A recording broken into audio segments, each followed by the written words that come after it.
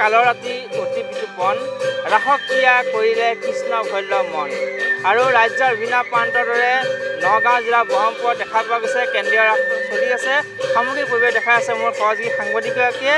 শ্ৰী শ্ৰী কৃষ্ণৰ ৰাস উৎসৱ অসমৰ আকাশ বতাহ এতিয়া খোল তালৰ মাতত ভক্তি ৰসত ডুব গৈছে শ্ৰীকৃষ্ণৰ প্ৰেমত। আৰু ব্যতিক্ৰম নহয় নগাঁও জিলা ব্ৰহ্মপুৰ মধ্য অসমৰ জনপ্ৰিয় ৰাসস্থলী ব্ৰহ্মপুৰৰ কেন্দ্ৰীয় ৰাস।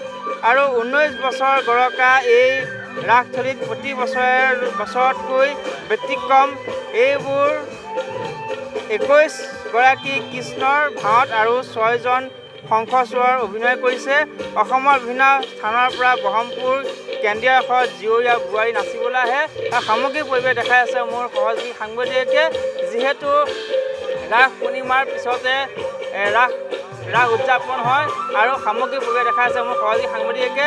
যিহেতু ব্ৰহ্মপুৰ এই ফিল্ডখনত এজোপা গছৰ তলত প্ৰতি বছৰে 19 বছৰ হ'ল 19 বছৰ গৰকা এই ৰাসস্থলীত এতিয়া দেখা পোৱা গৈছে অজস্ৰ লোকৰ ভিৰ হৈছে আৰু ৰাস চাবলৈ। আৰু সামগ্ৰিক পৰিৱেশ দেখাই আছে মোৰ সহযোগী সাংবাদিকে।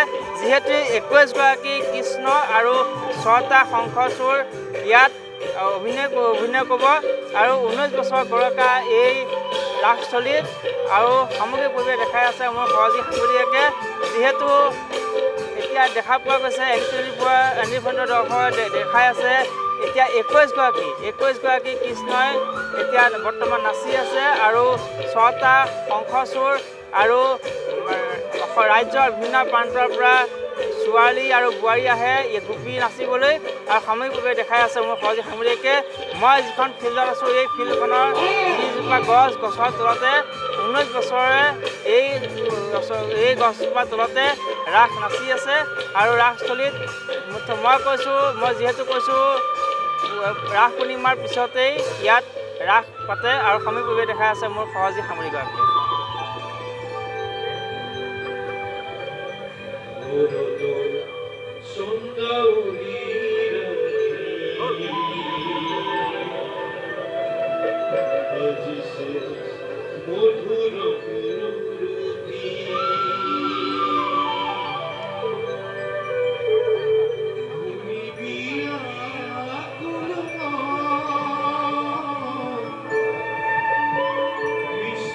হয়, ৰাজ্যৰ বিভিন্ন প্ৰান্তৰ দৰে নগাঁও জিলা ব্ৰহ্মপুৰ যিটো কেন্দ্ৰীয় ৰাসত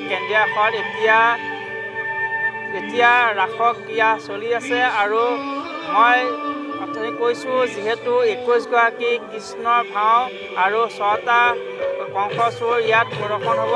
আৰু ব্যতিক্ৰম নহয় এই ব্ৰহ্মপুৰৰ কেন্দ্ৰীয় ৰাস। প্ৰতি বছৰে ইয়াত ব্যক্তিগতভাৱে ইয়াত কৃষ্ণ আৰু গোপী নাচে। ৰাজ্যৰ বিভিন্ন প্ৰান্তৰ পৰা ইয়ালৈ ছোৱালী বোৱাৰী আহে আৰু সামগ্ৰিক পৰিৱেশ দেখাই আছে সহযোগী সাংবাদিকে। যিহেতু ৰাস পূৰ্ণিমাৰ পিছতে ইয়াত অনুষ্ঠিত হয় ৰাসৰ ক্ৰিয়া।